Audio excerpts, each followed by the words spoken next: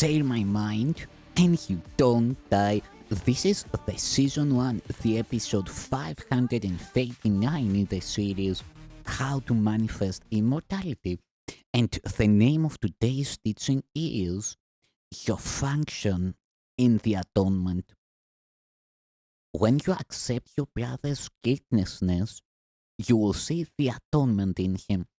For by proclaiming it in him, you make it yours, and you will see what you sought.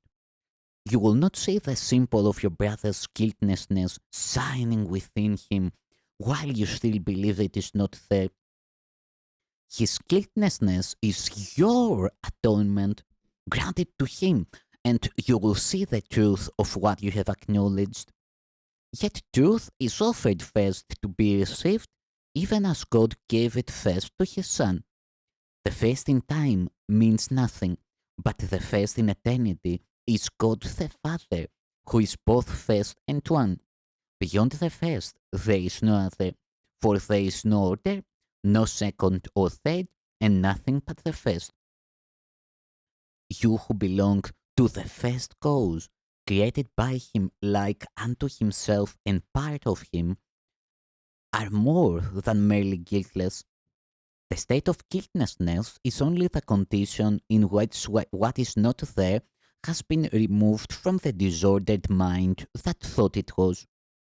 This state and only this must you attain with God beside you. For until you do, you will think that you are separate from Him. You can perhaps feel His presence next to you, but cannot know that you are one with Him. This cannot be taught. Learning applies only to the condition in which it happens of itself. When you have let all that obscured the truth in your most holy mind be undone for you, and therefore stand in grace before your Father, He will give Himself to you as He has always done. Giving Himself is all He knows, and so it is all knowledge. For what He knows not cannot be, and therefore cannot be given. Ask not to be forgiven, for this has already been accomplished. Ask rather to learn how to forgive and to restore what always was to your unforgiving mind. Atonement becomes real and visible to those who use it. On earth, this is your only function, and you must learn that it is all you want to learn. You will feel guilty till you learn this, for in the end, whatever form it takes, your guilt arises from your failure to fulfill your function in God's mind with all of yours. Can you escape this guilt by failing to fulfill your function here?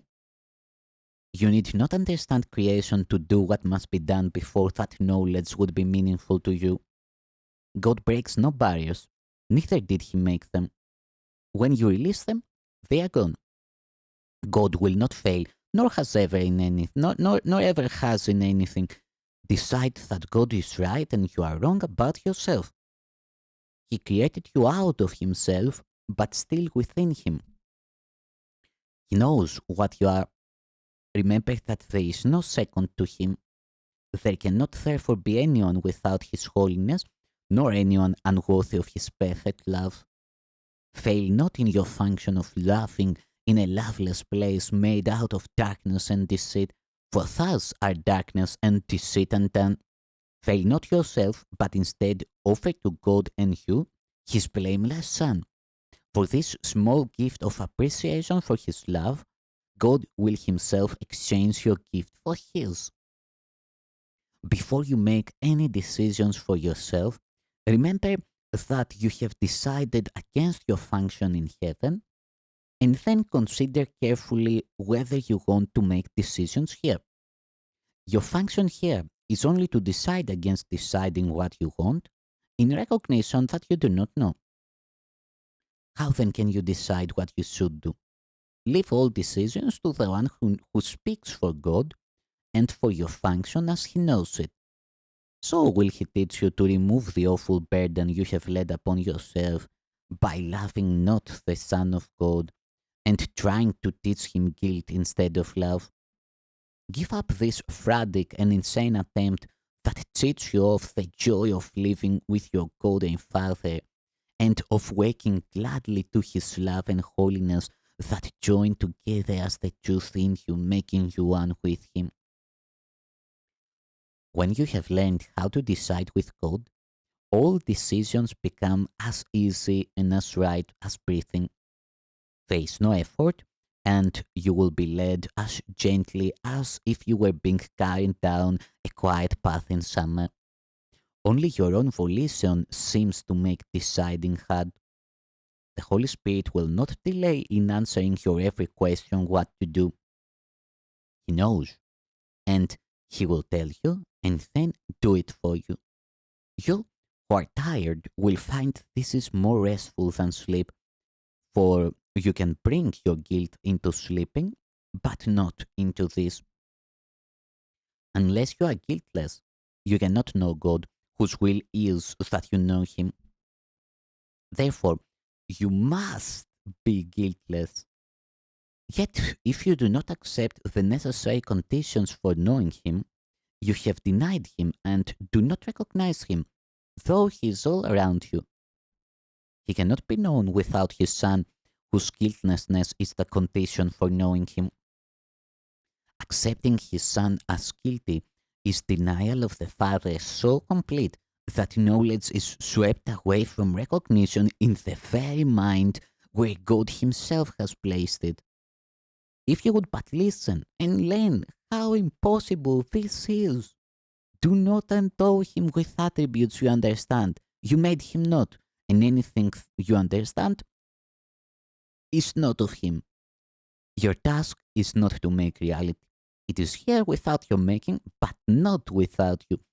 You who have tried to throw yourself away and valued God so little, hear me speak for Him and for yourself.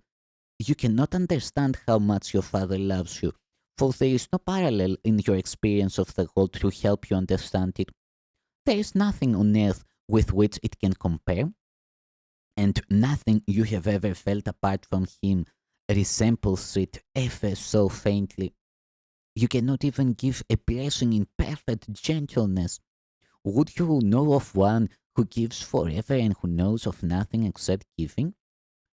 The children of heaven live in the light of the blessing of their Father because they know that they are sinless.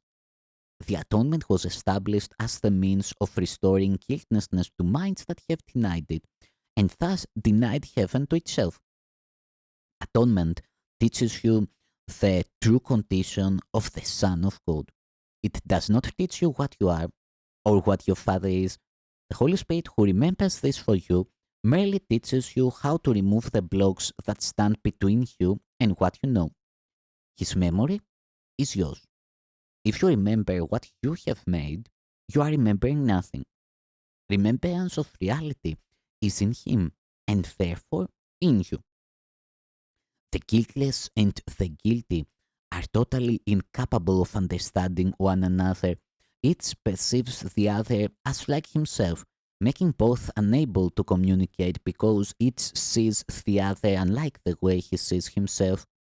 God can communicate only to the Holy Spirit in your mind because only He shares the knowledge of what you are with God, and only the Holy Spirit can answer God for you, for only He knows what God is.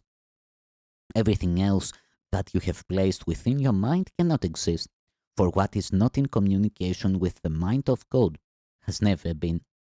Communication with God is life. Nothing without it is at all.